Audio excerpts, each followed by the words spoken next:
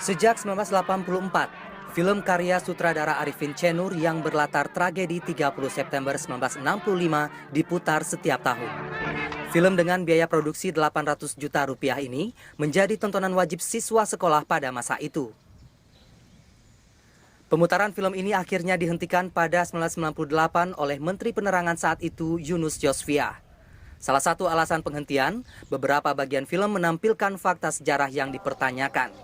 Dalam film digambarkan proses penangkapan dan pembunuhan 7 jenderal, termasuk penganiayaan oleh Partai Komunis Indonesia (PKI).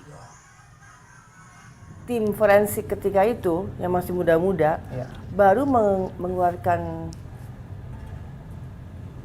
laporan baru setelah reformasi kalau nggak salah tahun 2000, bahwa hasil forensik yang mereka temukan waktu itu tidak seperti apa yang kita tahu.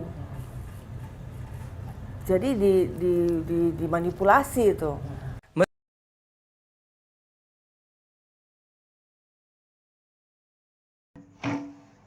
Melalui paparan narasumber di atas, kita dapat mengetahui adanya kontroversi dalam film G30S PKI.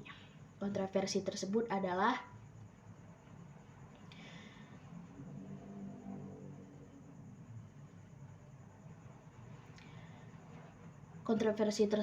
adalah yaitu dalam film G30S PKI adanya adegan penyiksaan terhadap para jenderal.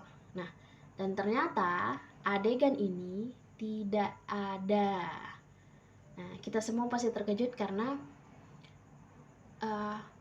ikonnya film itu atau ciri khas film G30S PKI itu pasti yang terlintas di benak kita itu adalah penyiksaan para jenderal. Fakta yang saya temukan dan dilansir juga oleh laman berita online menyatakan bahwa kajian-kajian yang sudah dilakukan untuk menunjukkan bahwa film tersebut atau film G30S PKI cacat fakta. Seperti pada bagian penyiksaan di luar batas kemanusiaan yang diterima para jenderal korban G30S PKI di Lubang Buaya.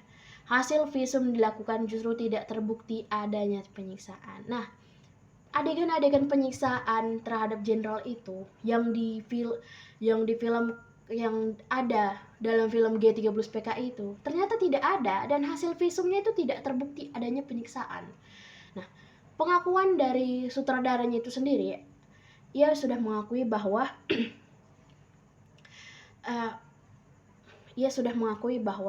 jika film G30S PKI cacat secara fakta dan hanya rekayasa.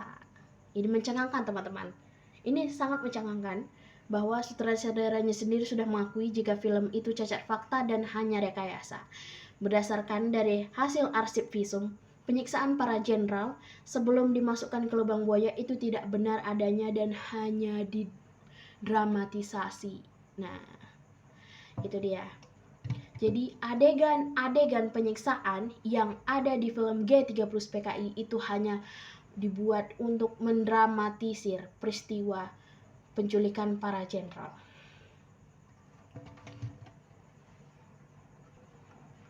Nah, jadi film ini sengaja dibuat untuk memberitahu rakyat bagaimana peran Partai Komunis Indonesia atau PKI. Jadi kenyataannya film G30S PKI itu memang bermuatan politik, dan beberapa adegan yang diceritakan sengaja dibuat berlebihan. Jadi adegan-adegan yang dipaparkan pada film G30S PKI tidak semuanya benar, termasuk penyiksaan terhadap jenderal itu tidak ada sama sekali, dan hasil visumnya tidak menunjukkan bahwa adanya penyiksaan terhadap para jenderal sebelum dimasukkan ke lubang buaya. Benar bahwa para jenderal itu ditembak begitu, tapi tidak benar bahwa setelah mereka diculik dan dibawa mau dimasukkan ke lubang buaya itu mereka disiksa. Itu tidak benar, dan hasil visumnya itu menyatakan tidak adanya penyiksaan terhadap para jenderal. Sekian kontroversi dari film G30 SPKI yang bisa saya paparkan. Sekian, terima kasih.